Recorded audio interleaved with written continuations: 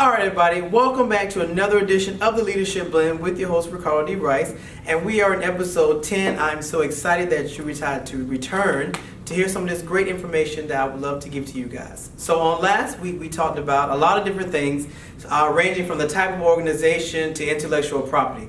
Now a lot of the information, although it does seem slightly boring, because it is boring to me, I can admit, but it's all necessary information to make sure that your ministry, your nonprofit, or your organization is solidified with your governmental paperwork. So I want to do a quick recap, especially about intellectual property. So when we talk about intellectual property, we think about things like logos, we think about things like books, slogans, all that kind of good stuff. All that stuff should be solidified through governmental paperwork or trademarked, or depending on what it is, a whole different process of everything. So we're going to start from the beginning again. So all of this is intellectual property. And intellectual property, I like to give definitions. So intellectual property is ownership of something intangible, which means it cannot be touched physically, such as an idea, a design, a concept, or a formula. Entrepreneurs typically have to use intellectual property to protect their business or the elements of their business. Because remember, when we're talking about logos and things of that magnitude, those are typically elements of your business. All right, so the first one is copyright. And a copyright is a work of authorship. So it is literature, it's a source code or a musical composition. So for all my individuals, and because we are talking about Christian type stuff, for all my people that compose music or people that write a book, you might want to consider getting all those things copyrighted. So again, it's a work of authorship. So again, musical composition, people who write music, people who write books, get your stuff copyrighted. Next you have trademark. Is a sign or indicator associated with a brand. And that's for logos, that's for slogans or brand images.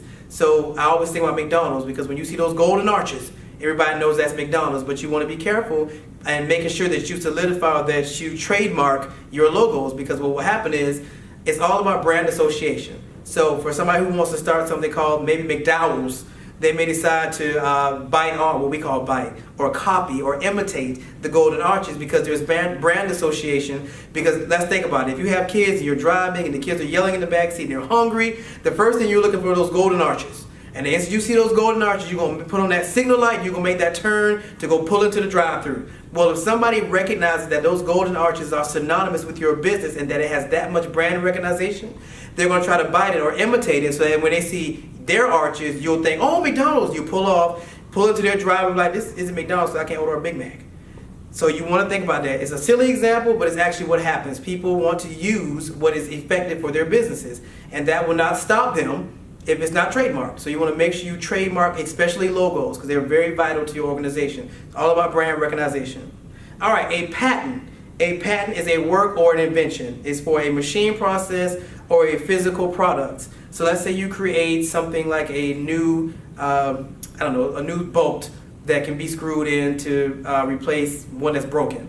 So you want to make sure that you get that patent, so that if somebody tries to come behind you and create something similar to it, they can't illegally. Now, as a reminder, this is all legal stuff. So if you get your logo trademarked and somebody creates a logo that looks similar to yours or some kind of variance of yours, you can legally take them to court, sue them, and get a portion of their proceeds or some of their personal items. So this is all legal documentation. So this is what gives you the legal standing to actually go to court, get your money, get a lawsuit, protect your brand. All right, so the last one is a trade secret, and it's a process or formula that retains value by remaining secret. So something like the Coca-Cola recipe or the Big Mac sauce.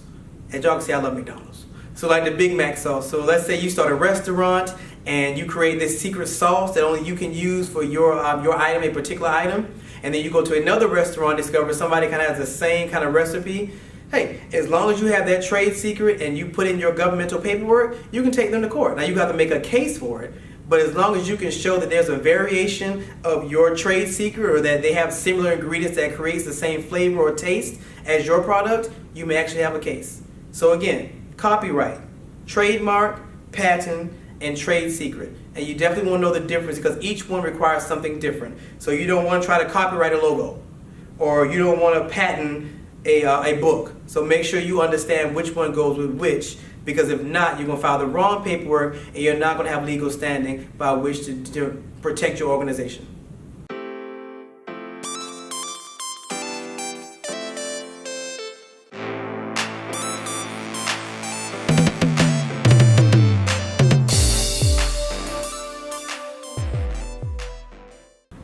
So continuing with our recap, last week I went over the 6 different types of organizations that you want to choose from. Again, this week we're talking about all legal stuff. So this is all the way you want to file your paperwork. And remember, when something happens, the government is only going to go by what's filed with them.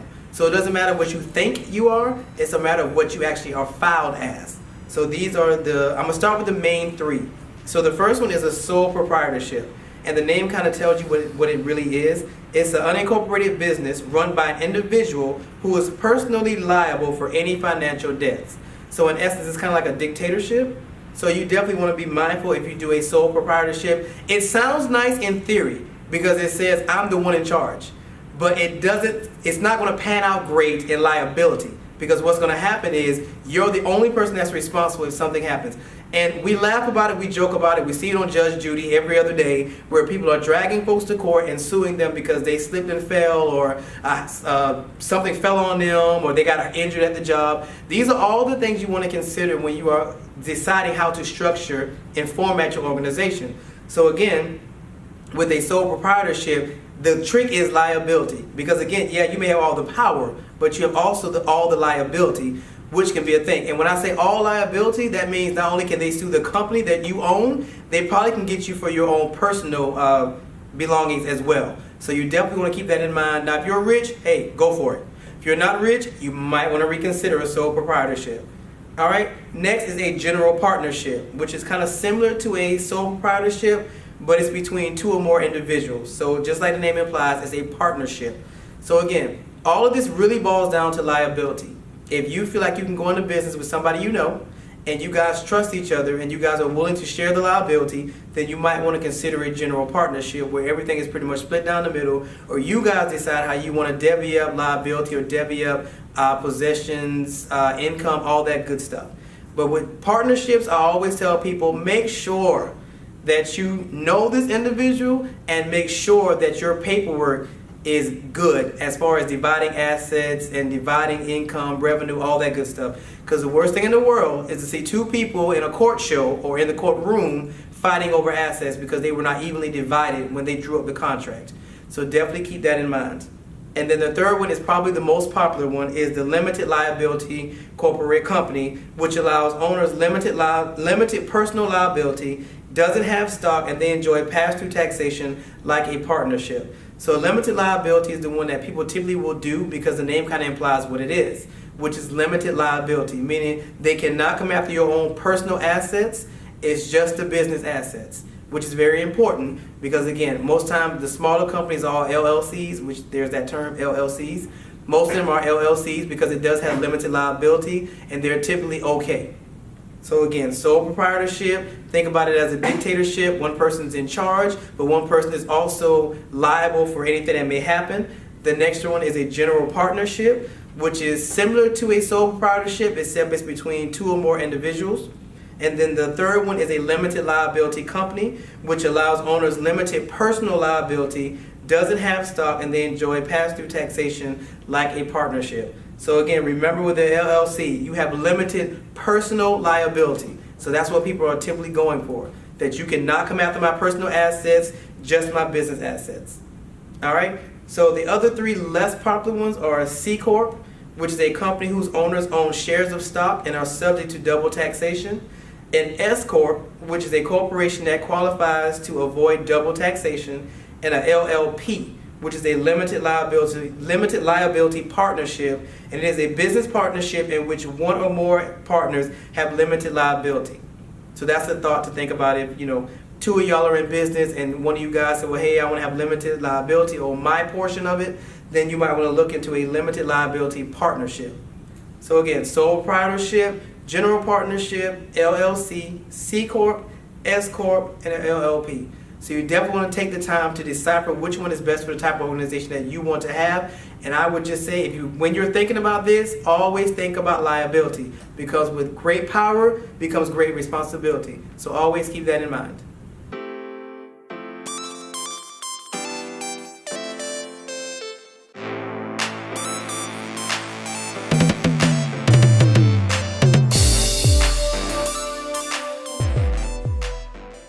All right, so going into one of the more popular types of organizations, I feel like I should do a little more expounding upon that one. So we're going to take a closer look at the LLC, or the Limited Liability Company. All right, so an LLC is somewhat of a blend between a partnership and a corporation. Unlike a sole proprietorship and partnerships, it does require registration on the state and federal level, but it provides many benefits worth considering. So you want to make sure that when you do a limited liability company, if that's what you decide, make sure that you do the paperwork at the state and the federal level. Some of the other ones don't necessarily require it, but this particular type of company does. All right, so one of the benefits of having an LLC is low setup fee. So it costs less to register an LLC than for a corporation, because I think corporations are like $100, maybe more. The registration fees can range anywhere from $100 to $800 depending on your state. LLCs also usually pay several $100s of annual filing fees. That sounds like a lot, but when you look at the other types of organizations that I was speaking of, some of them will cost you more than that. And just kind of throw this out there, because we've talked about 501c and 501c3s. To file one of those alone was $850. I know that from personal experience. When I did my 501c3, it was $850 just to file it. Now, when we say file it, they still have to approve it. So that does not guarantee that your company will be approved to become whatever you're filing for. So with my 501c3, had it not been approved, that's $850 is pretty much gone. Same thing with the LLC. If you pay to get the filing, it's just like doing looking for an apartment and you pay the administration fee of $45. You don't get that back if they don't approve you for an apartment. Same ideology on here. Whatever you pay to file it, if it gets approved, great. If it does not, non-refundable. So you're going to find that on most people's websites. The second benefit is pass-through tax entity. In an LLC, you are only taxed on your personal income, not the entire profits of the company.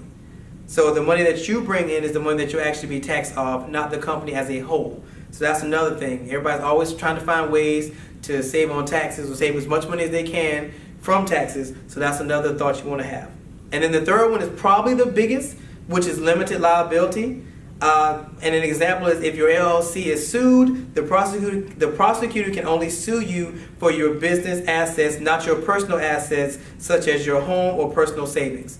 That's the biggest one, because again, it's all about liability, because I can assure you things will happen and people may get hurt, especially if you have an in presence in your community, like a store or a storefront. People can get hurt. Things can fall. People can slide down. I promise you, all kinds of things can happen. So that's primarily the biggest reason that people do a limited liability company, because they want their personal assets to be protected from any type of calamity that may happen or befall their organization. So again, low setup costs, pass-through tax entity, and limited liability. Limitation of liability, the protection of corporate veil, is an advantage also that LLCs and corporations shares. The corporate veil recognizes the company as a separate entity from the individual.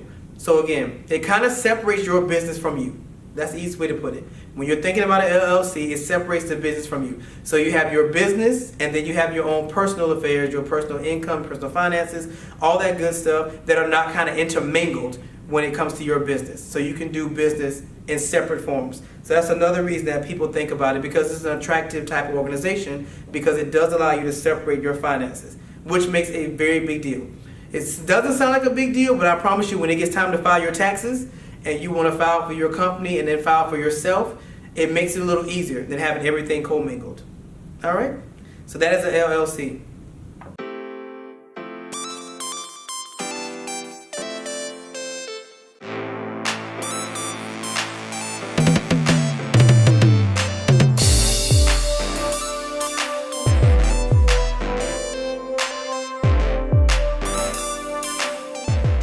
Alright, so we talked about a lot of different organizations, or different types of organizations that you can file with your government agency to make sure that all your paperwork is solidified. So I want to get a little more in depth about what actually needs to be filed for each type of organization. Alright, so you definitely want to make sure that you have a bank account, a business account that's associated with all your businesses. That way you can have your own personal and savings and all that good stuff, but you can also have a business account that all your business transactions will take place in, so that you can track them. There's nothing worse than mingling your personal and your business affairs, because it sounds cute in theory until it's time to file taxes. And then you have to try and figure out what was a business expense, what was a personal expense. So we want to avoid all of that. All right, so when you have an LLC, you're going to need to file your articles of organization and an operating agreement with your state. Now, remember, the LLC is the one that has to have filings with your state and your federal government, whereas the sole proprietorship and partnerships don't necessarily have to be filed, but your LLC will need to be filed. So when you file your LLC paperwork, you're also going to have to file your articles of organization and an operating agreement with the state. Your articles of incorporation or your articles of organization is a fairly straightforward document containing initial required statements to form an LLC. The operating agreement breaks down important aspects of your business, such as the percentage of ownership, distributions, responsibilities, and rights. So again, your articles of organization, and I have to make sure I say that right, because there's articles of organization and there's articles of incorporation. There's a difference. So to file it for an LLC, you're filing the articles of organization. And with those, it's a straightforward document that is containing initial required statements to form an LLC. So in essence, it's kind of an intent to form. So you're basically saying, I want to form an LLC, and these are my articles. And then you also have to do an operating agreement, which breaks down certain aspects of your business, such as the percentage of ownership, distributions, and responsibilities and rights. I cannot stress this enough. When it comes to contracts, you want to definitely make sure that there's an even distribution of responsibilities, the finance aspect of it, ownership, and every individual's rights. Because again, think about it as a courtroom that you don't want to sit in. But if it should ever happen, the more stuff that is outlined in your contract, or the more stuff that is legally outlined, the easier it is for you to get through it, and the easier it is for the judge to get through it. Because at the end of the day, there's nothing worse than being stuck in litigation for months, because I can assure you your lawyer is going to charge you by the hour to detangle all of this stuff that you failed to put into your operating agreement. So the more stuff that you make clear in your contracts, the easier it will be to do business, and the easier it will be if you ever get dragged into court to take care of a matter. So always keep that in the back of your mind. The more stuff that is detailed clearly in your contracts, the easier life will be when things happen, because things will happen because it's life. And that's what happens. Especially when we're talking about the nonprofit sector. And especially when it comes to ministries and stuff. What is the job? Let's say your assistant pastor is sharing the liability with you. How much of percentages will go to them? Well, they don't get percentages in nonprofits. But liability purposes. You know, how much are they going to cover? How much insurance do you need? All that good stuff. And yes, we will cover business insurance in another episode. I will be going over that as well, because that's important as well. All right, so for a C Corp, you will need to submit articles of incorporation and bylaws, which are similar to the two documents that you would file for LLC. So articles of incorporation, you probably heard that before, because I went over that for 501c3. But articles of incorporation are kind of like asking you questions of what's the name of your business, what is the address, who is the incorporator, which is pretty much the person that's doing business on your behalf, and simple things of that magnitude. Where's your headquarters? Stuff like that. Then you need your bylaws. And remember, the key word for bylaws is fail-safes. In case of, this is what happens. Should this happen, this is what happens. I always tell people when it comes to bylaws, always think about your fail-safes, because more and more things will happen that will be out of your control. All right? So you also will need, in order to open a bank account for a C Corp, you will also need to submit meeting minutes and a corporate resolution authorizing you to open the account. So in order to do a C Corp, you will need articles of incorporation, bylaws, meeting minutes, and a corporate resolution authorizing you to open the account, in which I'm going to open a bank account. All right? A general partnership does not need to be filed with the state, but will typically need a partnership agreement to open a bank account. All right? Once you've incorporated your business, you're going to have to file for an EIN number, which you can obtain, which is your federal tax ID, used to track your employee payments. All right? So again, for an LLC, on a quick recap, for an LLC, you will need to file articles of organization and an operating agreement with your state. For a C Corp, you will need to submit articles of incorporation, bylaws, meeting minutes, and a corporate resolution authorizing you to open an account. And for a general partnership, you're really just going to need a partnership agreement. Now, again, with a partnership, anything that involves more than one person, you need to be very specific in your wording. So when it comes to a partnership, you need to be very specific about the duties, the distributions, the responsibilities, and the rights of each partner. Because again, when you get to court, all this stuff, should something go south, This is what's going to be on the table. Well, how much was supposed to be distributed to you? Well, I didn't get my portion. Well, how much was supposed to be your portion? So these are the kinds of things you want to think about when you go into business with someone else, particularly with a partnership, because that can get very murky really quickly if things go south. So those are the things you need to do to file and incorporate your businesses.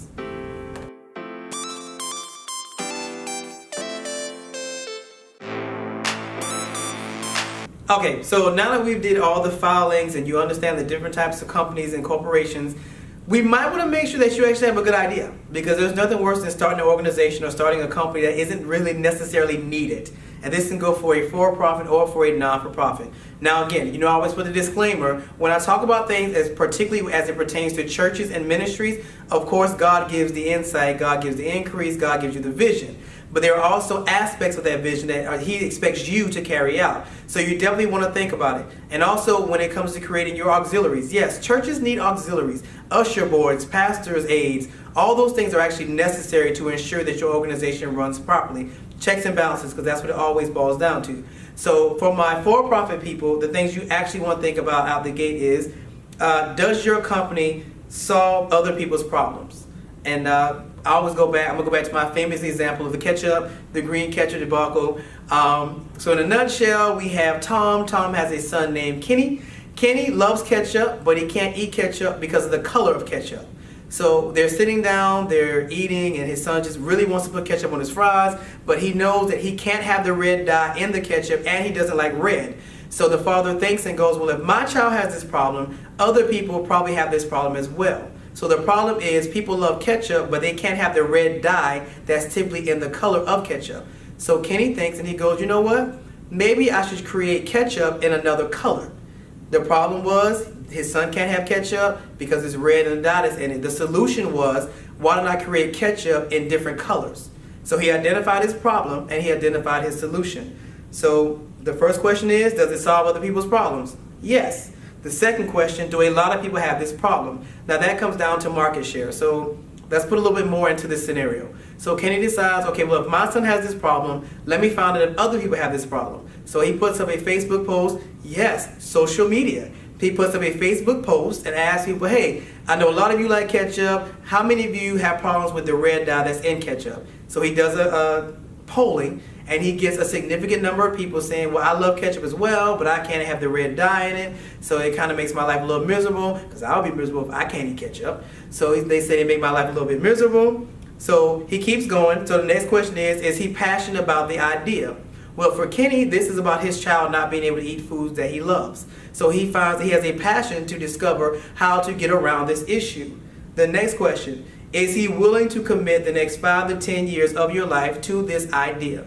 Now, we're stepping outside of this example with Kenny, but with your organization, think about it. Are you willing to put 5 to 10 years into your organization or your company? Because typically it takes a good 3 to 5 years to even break even when you first have an organization, unless you're really good. If you're really good, you may break even in the first year, but most people, it's usually about 3 to 5 years before they actually break even. So you have to think about it. Are you willing to commit 5 to 10 years of your life to your idea? The next question is, are others successfully doing something similar? So let's go back to Kenny and the ketchup. So Kenny does his research, he goes around the grocery stores, he looks online, and he notices that, hey, nobody really has different flavors and different colors of ketchup. So he realizes that the market is wide open. Next question, which is the attachment to that question, does that field have too many competitors? Okay, let me say this.